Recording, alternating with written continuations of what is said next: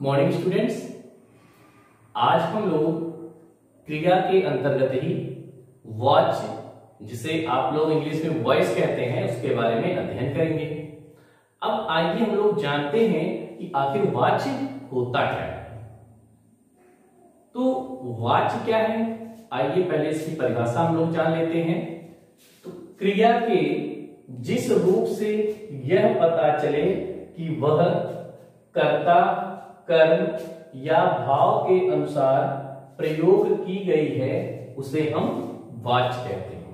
फिर से जानिएगा, क्रिया के जिस रूप से यह पता चले कि वह कर्ता के अनुसार, कर्म के अनुसार या फिर भाव के अनुसार प्रयोग की गई है, उसे हम वॉच कहते हैं। या यह हम कह सकते हैं वाक्य में जिसकी प्रधानता हो, ठीक, कर्ता की प्रधानता है कि कर्म की प्रधानता है या भाव की प्रधानता है, तो जिसकी प्रधानता होती है उसे हम क्या कहेंगे, वॉच कहते हैं। कर्ता, कर्म या भाव, इन तीनों में से जो भी जिसके अनुसार भी प्रयोग किया गया है, उसे हम वॉच कहते हैं। वॉच मुख्य रूप से 3 प्रकार की होती हैं। पहला है कर्तृवाच, दूसरा है कर्मवाच और नंबर 3 जो है वह भाववाच होता है। अब देखिए, सबसे पहले हम बात करते हैं कर्तृवाच की। तो कर्त किससे बना है, कर्ता से बना हुआ है, ठीक, किससे बना हुआ है, कर्ता से बना हुआ है। आइए पहले हम कर्तृवाच को समझ लेते हैं।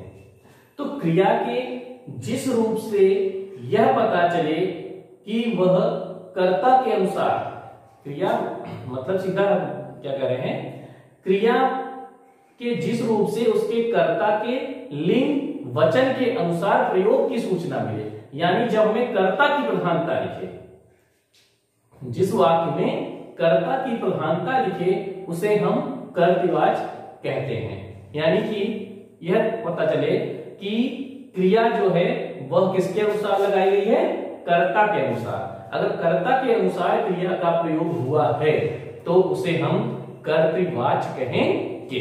ध्यान दीजिए, कर्तृ का उच्चारण सही कीजिएगा। र यहां आधार है यानी रेफ है, और यहां पे देखिए मात्रा, तो कर्तृवाच, ठीक। तो कर्तृवाच किससे बना है, कर्ता से बना हुआ है, ठीक, कर्ता यानी कर्त। इसमें कभी भी आपको भूल करने की आवश्यकता नहीं है, क्योंकि कर्ता और कर्त एक जैसे हैं। कर्तृवाच, तो कर्तृवाच में प्रधानता किसकी होगी, कर्ता की, ठीक। तो जब हमें वाक्य में कर्ता की प्रधानता लिखे, यानी कर्ता के अनुसार अगर वाक्य लिखा गया, उसमें क्रिया का प्रयोग हुआ है, तो उसे हम कर्तृवाच कहेंगे। आइए एक उदाहरण देखते हैं। जैसे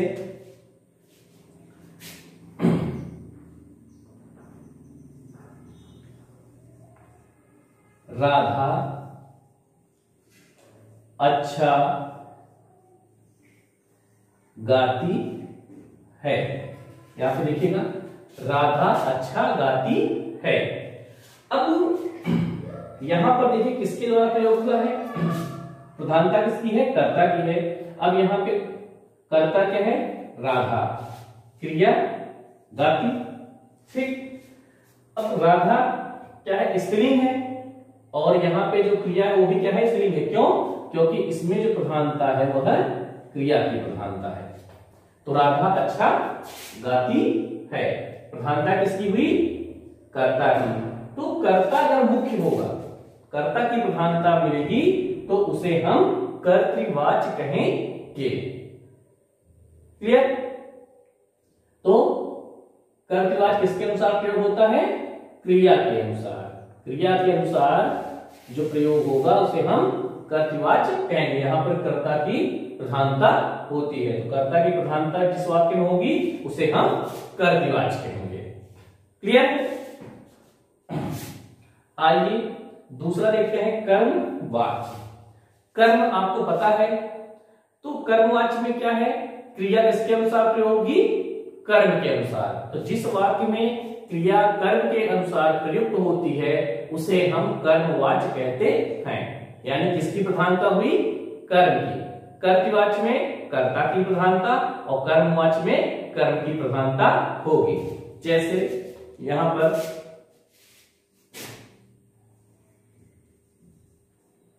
राधा द्वारा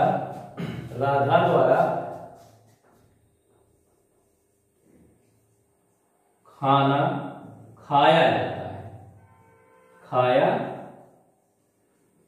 जाता है। तो राधा द्वारा खाना खाया जाता है। अब ध्यान दीजिएगा, यहां पर कर्म क्या है, खाना, और खाया जो है क्रिया है। ठीक, खाया जाता है। तो अब जो यहां पर क्रिया किसके अनुसार प्रयोग हुआ, कर्म के अनुसार। कर्म के अनुसार ही क्रिया प्रयोग हुआ।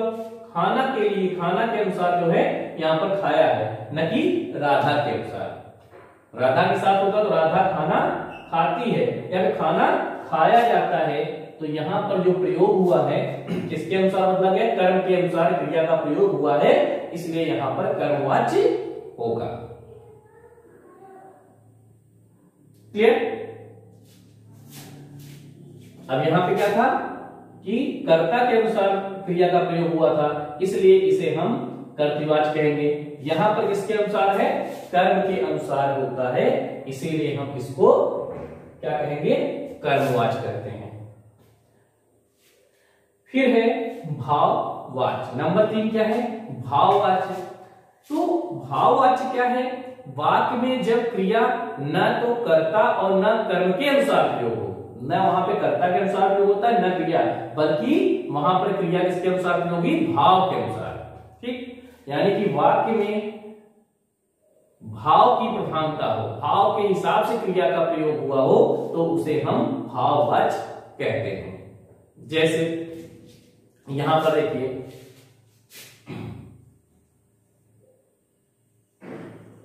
मुझसे चला नहीं जाता, चला नहीं जाता। तो मुझसे चला नहीं जाता, यहां पर न कर्म की प्रधानता है न ही कर्ता की, बल्कि भाव की प्रधानता होती है। तो मुझसे चला नहीं जाता है। फिर से ध्यान दीजिएगा, कर्तृवाच्य में किसकी प्रधानता होती है,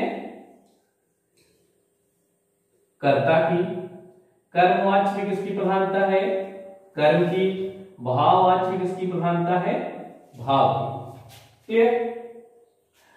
तो अब ध्यान दीजिएगा कि कर्तृवाच्य अकर्मक और सकर्मक दोनों ही क्रियाओं में मिलती हैं।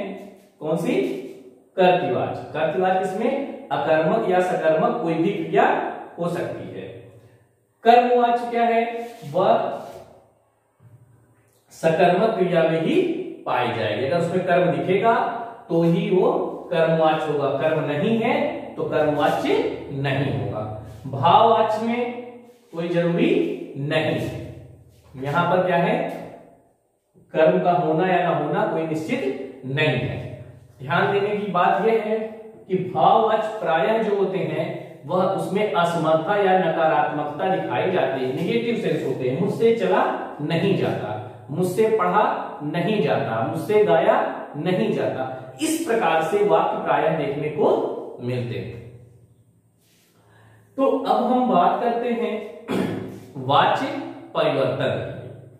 तो वाच्य परिवर्तन कैसे होगा, आइए अब हम उसको समझते हैं। वाच्य परिवर्तन, आइए देखते हैं कि वाच्य को किस प्रकार से परिवर्तित किया जाता है। आप लोग इंग्लिश में भी एक्टिव से पैसिव वॉइस, पैसिव से एक्टिव वॉइस बनाते हैं।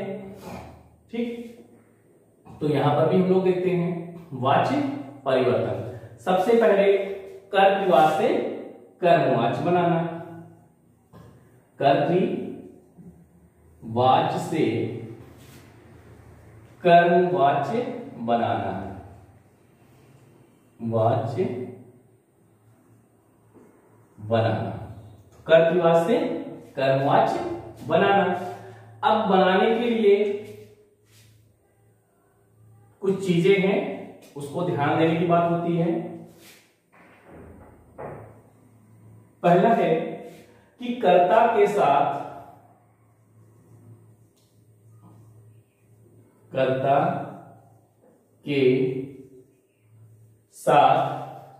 से द्वारा या के द्वारा लगाते हैं। कर्ता के साथ से द्वारा या के द्वारा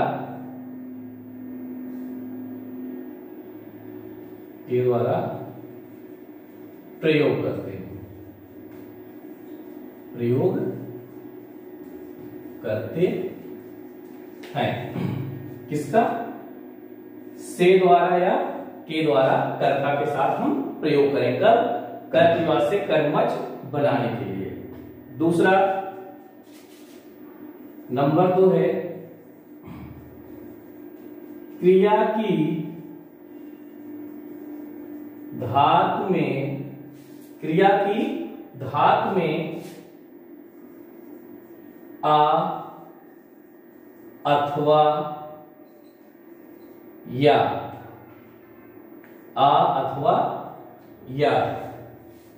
जोड़ा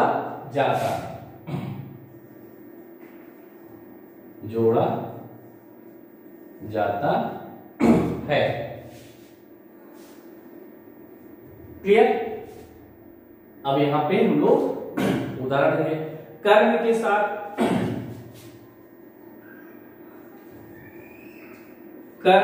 साथ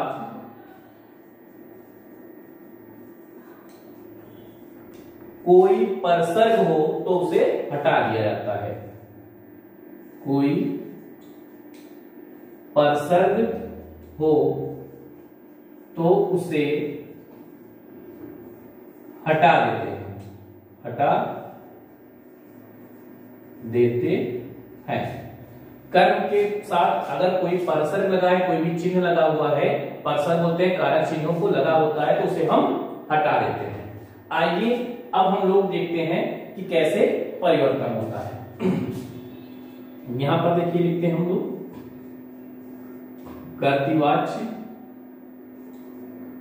कर्तवाच्य और इधर जो लिखा है कर्मवाच्य। कर्तवाच्य और कर्मवाच्य। क्लियर? नंबर 1 देखते हैं। प्रवीण गाना गाता है। क्या है? प्रवीण गाना गाता है। यह जो वाक्य है कौन सा वाक्य है? कर्तवाच्य है। कौन सा वाच्य है? कर्तवाच्य है। अब इससे हम लोग कर्मवाच्य बनाएंगे। तो कर्मवाच्य बनाने के लिए क्या होगा? हम लोग सबसे पहले से द्वारा या के द्वारा का प्रयोग करते हैं। ठीक, यहां पे द्वारा का प्रयोग होगा। जैसे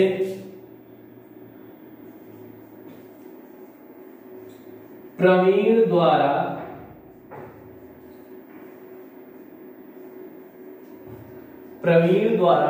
गाना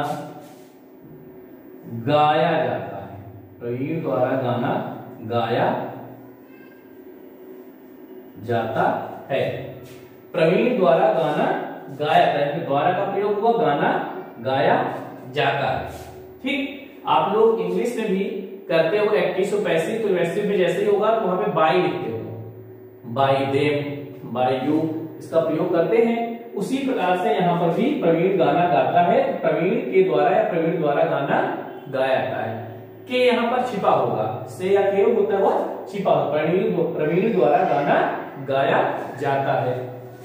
या दूसरा है रुचि। रुचि कविता पढ़ती है। रुचि कविता पढ़ती है। रुचि कविता पढ़ती है। यहां पर आप लोग लिखते हो कर्मवाच्य बनाएंगे तो लिखेंगे रुचि। अब रुचि है, रुचि से कविता पढ़ी जाती है, रुचि से कविता पढ़ी जाती है।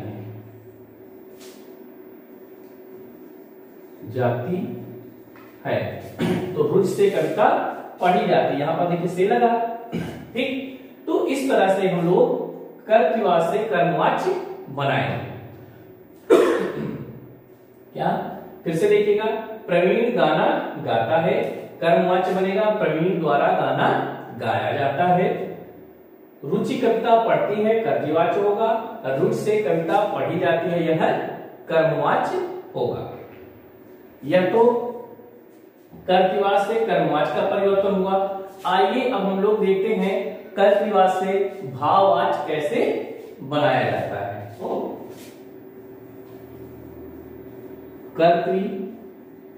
कर्तृवाच्य से भाववाच्य बनाना, भाववाच्य बनाना, इसके भी कुछ नियम शर्तें होती हैं। ठीक, आइए देखते हैं। तो सबसे पहले क्या है, कर्ता के साथ से जोड़ा जाता है। इसमें भी क्या है, कर्ता के साथ से जोड़ा जाता है, जोड़ा जाता है। ठीक, नंबर 2, क्रिया पुल्लिंग अन्य पुरुष एक वचन में रहती है। क्रिया जो है पुल्लिंग और एक वचन में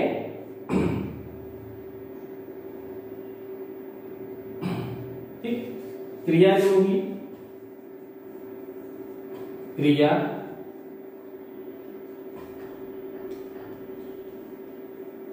पुल्लिंग एक वचन में थे, पुल्लिंग और एक वचन, पुल्लिंग एक वचन में होगा। ठीक, क्रिया जो है पुल्लिंग होगा और एक वचन में। ठीक, अब यहां पर देखते हैं हम लोग, लिखते हैं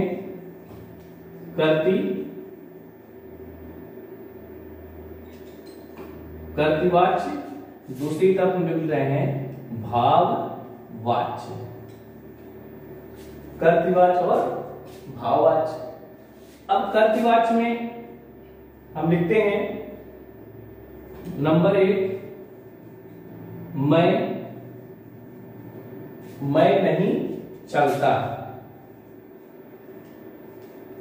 मैं नहीं चलता। अब भाववाच्य बनाने के लिए क्या करेंगे, मुझसे चला नहीं जाता, मुझसे चला नहीं जाता, मुझसे चला नहीं जाता। क्लियर, मैं नहीं चलता, मुझसे चला नहीं जाता, यहां पर से का प्रयोग हो रहा है, मुझसे चला नहीं जाता। क्रिया जो होगी पुल्लिंग एक वचन में ही होगी। दूसरा देखते हैं क्या है, गीता नहीं सोती, गीता नहीं सोती, गीता नहीं सोती। अब यहां पर क्या लिखेंगे, गीता से सोया नहीं जाता, सोया नहीं जाता, गीता से सोया नहीं जाता। तो यहां पर ध्यान देने की बात है, क्या है, गीता यहां पर देखिए स्त्री थी, लेकिन क्रिया के अनुसार यहां भाववाच्य था, तो वहां पर क्या है, नहीं जाता। ठीक, सोती है लेकिन यहां पे सोया नहीं रहता, क्रिया पुल्लिंग और एक वचन में ही प्रयोग होगा। ठीक है, तो प्रायः जो होंगे भाववाच्य प्रायः असमर्थता या नकारात्मकता को दर्शाता है। इस प्रकार से आपने देखा कि हम लोग कैसे कर्मवाच्य से कर्तृवाच्य से कर्मवाच्य और कर विभाग से भाववाचक परिवर्तन करते हैं। प्यारे बच्चों, आज के लिए हम लोग इतना ही रखेंगे। आपका जो होमवर्क होगा वह यह है कि वाच्य से संबंधित जो भी अभ्यास कार्य है उसको आप लोग अपनी बुक में फिल करोगे। धन्यवाद।